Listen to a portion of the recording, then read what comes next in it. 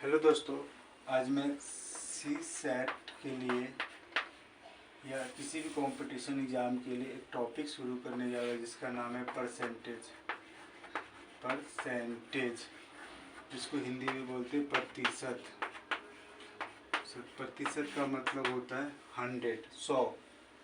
तो इसको हम बेसिक से शुरू करते हैं। इसका बेसिक क्या है वो समझने की कोशिश करते हैं। फॉर एग्जांपल, आप मान लीजिए आप परसेंटेज का सिंबल तो जानते ही होता है, ये सब इतना तो नॉन है। हम इसको शुरू करते हैं। फॉर एग्जांपल, आपने कोई किसी चीज़ का कॉस्ट प्राइस है 1000 रुपीज़ और दुकानदार आपको इस पे डिस्काउंट दे रहा है 10% का। एक तो एक केस है,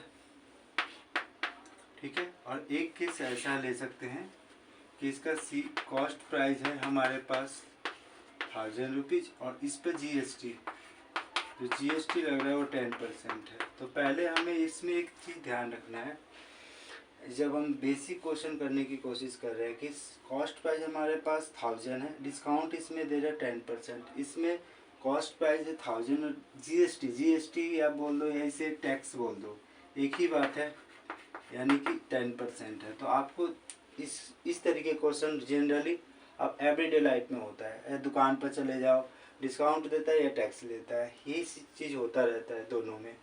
और हमें निकालना है कि हमें सेलिंग प्राइस कितनी होगी इसकी, यहाँ पर भी निकालना है सेलिंग प्राइस कितनी होगी, हाउ मच पे अमाउंट पे बाय द कस्टमर शॉपकीपर को कितना अमाउंट पे करेगा। तो इसके करने के दो तरीके हैं। तो हम पहले इसको समझते हैं। लेट्स से एग्जांपल लेते हैं, इसको ध्यान से देखिएगा, आपको बिल्कुल चीज़ें समझ में आ जाएगी। देखिए, अगर आप इसको ट्रेडिशनल तरीके से निकालते हैं, इसके निकालने के दो तरीके हैं। ध्यान से देखिए, आपने डिस्काउंट कितना दिया है, उन्होंने दुकानदार ने 10% का। इसका ये मतलब है कि 10% की छूट है इस पे। तो इसके दो करने के दो तरीके हैं। और एक, आप हमेशा जब भी डिस्काउंट है, आप इसको दूसरे तरीके से सोचिए। दुकानदार आपसे दे कितने परसेंट का डिस्काउंट रहा है, 10% का। तो ले कितना रहा है, 100% होता है। 100 में से 10% आपको दे रहा है डिस्काउंट, तो ले कितने परसेंट है, 90%। यही अप्रोच लगा के चलना। देखिए कैसे निकालते हैं। तो हमारे पास पहला तरीका ये है कि इस सीपी का हम 10% निकाल ले। 10/100, 0 से 0, 0 से 0, कितने रुपये का डिस्काउंट आ गया। तो इसका डिस्काउंट निकाले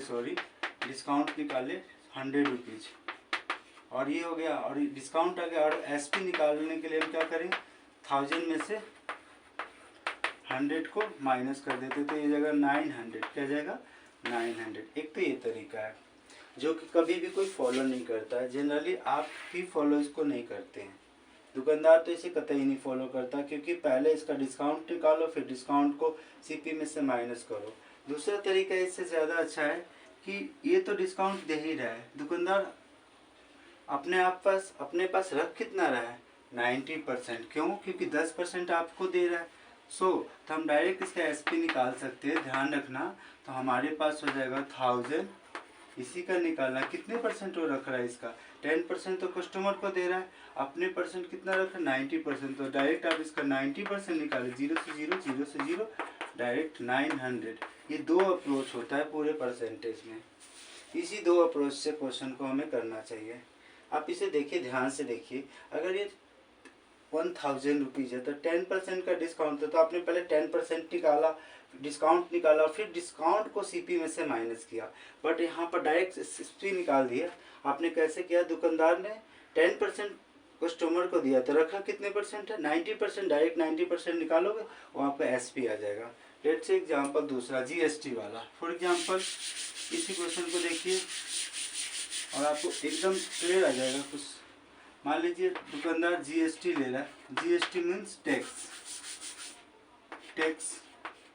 कितने परसेंट, 10%। अब इसको ज़रा समझिए, दुकानदार आपसे एडिशनल टैक्स कितना ले रहा है, 10%।